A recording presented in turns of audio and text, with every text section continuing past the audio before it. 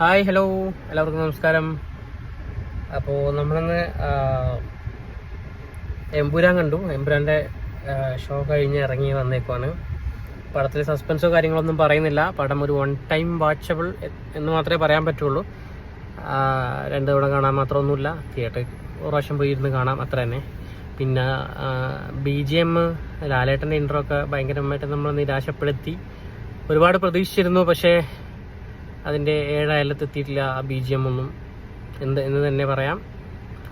Otherwise നമുക്ക് കണ്ടിരിക്കാം, അത്രേ ഉള്ളൂ. ഒരിക്കലും ലൂസിഫറിൻ്റെ ആ ഒരു ലെവലിലേക്കൊന്നും പടത്തിയിട്ടില്ല.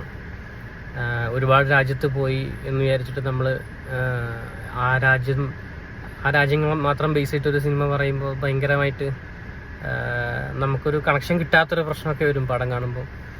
പടം കഴിഞ്ഞിറങ്ങിയിട്ടും നമുക്ക് ആ ലൂസിഫർ നമ്മുടെ മനസ്സിൽ നിൽക്കുന്ന പോലെ ഒരിക്കലും ഈ എമ്പുരാൻ എന്ന് പറഞ്ഞ സിനിമ നമ്മുടെ മനസ്സിൽ നിൽക്കാൻ ചാൻസ് ഇല്ല.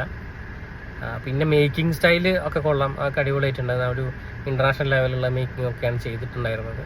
പക്ഷെ എവിടെയൊക്കെയോ കഥ പറച്ചിൽ നമുക്ക് അനാവശ്യമായ ഒരുപാട് സാധനങ്ങൾ കയറി വന്ന പോലെ തോന്നി.